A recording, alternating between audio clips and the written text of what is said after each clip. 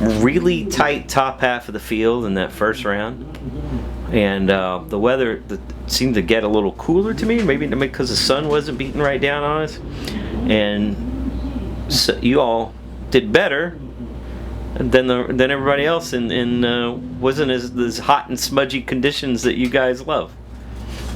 I think it's still wet here. You know, I look at some of these runs we're making here lately, and I just don't see what I think we should be seeing. So it's good. Comparatively against the field, we did pretty good. But you think the whole field as a whole should be doing better? No, I think I look at our program, and I think that, you know, we need to be going 82s and 83s right now, not 85s. And I think that, you know, we need to be getting a hold of the first 60 feet a little better, and working on our transition from 60 to 330. And so those are some of the things that are running through my mind right now. This is a different racetrack. It's downhill. The finish line's about 12 feet. Right. Farther down than the starting line. And so there's a whole different dynamic here. Gear ratios applied a little differently. And does that affect how you set the wheelie bars or anything like that? It used to. Before they refinished the starting line, the wheelie bars were kind of on this hump where when you hit the bar, it's on the back side of the hump, and then you kind of go over the hump, and then you come down the hump. So the first like 3 feet were really tricky.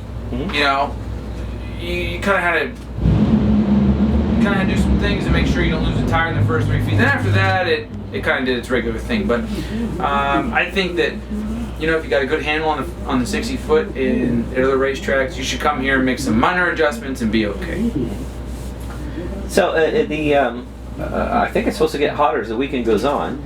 Do you think, given that you guys excel in hot and humid weather, that you're gonna get to the 82 and maybe? I don't think the cool weather's slowing us down right now. I think we're talking, you know, from 78 degrees to 88 degrees. Talking about 10 degrees. There's still water in the air. Right. Vapor pressure's still up in the 5s. We're at 80, 90 grains. So you know, I don't think the heat's what's holding us back. I think we got to do a little bit of looking on our end and figure out maybe what this engine wants, or maybe what gear ratio is really wanting for this racetrack here, and we got to find about, you know, probably three and a half more numbers. Now, is this the same motor that you went out in round 2 at Indy? Oh, now you're asking me to remember engines. We got so many different names and numbers and engines. What's this motor's name? What's the motor's name that's in there right now? This one is Lilybell. Okay. Yeah, this one's Lilybell. Very good. Yeah, and we've got, you know, all the engines we get from Vance and Hines. They're all respectable engines, and they all have their own little characteristics. Yeah. And so, you know, we've worked with them long enough now that we kind of know this one likes to be this way and this one likes to be that way, and so it's a good deal. And you had switched engines, and you know, that's kind of what set you back there at Indy, when switching engines between. I don't know. I don't think it set us back. After looking at the runs, you know, when I get home, I sit here and I look at tapes for a day, and I'll look at all of our runs for a day after a race. You know, our first gear in Indy in Q1 was underpowered, and then, you know, the racetrack come down a little bit, and the racetrack, you know, we heated up and we lost some traction there, and then we switched engines, and then you know, I got a little bit more power in first gear, and I was hoping that we just kind of bridge this gap between the two engines. I mean, between the racetrack coming to us and us coming to the racetrack, I was hoping we kind of meet in the middle and have a great first gear. And what really killed that run was not having the momentum in first gear.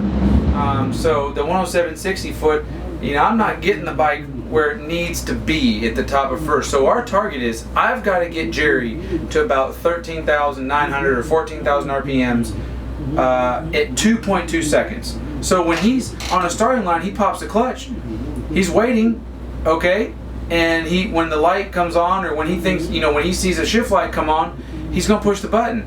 And he's just doing his job by just seeing the light and pushing the button. Well, it's my job to make sure that the appropriate amount of power is there to get him to 14,000 RPMs at 2.2 seconds in a run, or 2.3 or 2.1, wherever. I'm sorry, 1.2 seconds in a run. So,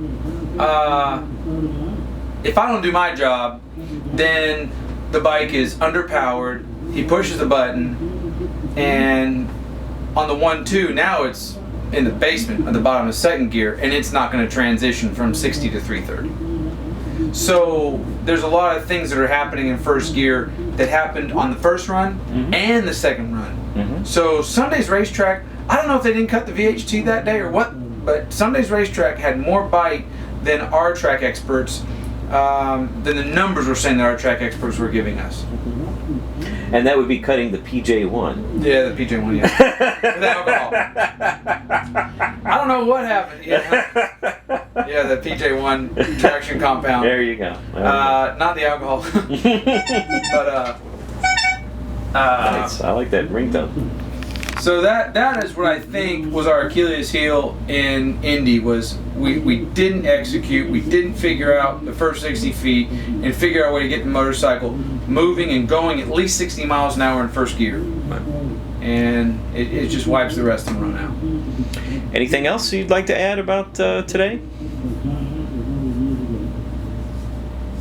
Yeah, I'm stoked to be here in Charlotte with an opportunity to win. Yeah, that's a good deal. And on top of the I got charts some at the great end of the people day. around me. I mean, Jerry and Jeremy and Zelman, all these guys are great guys. They work their heinies off. And it's fun to come here, and it's great to have people around us that are so close to our numbers that continue to push us to do things that are just far and farther deeper in the sport. So without these competitors around us shining, it wouldn't give us the opportunity right now to be as great as we are. All right, very good.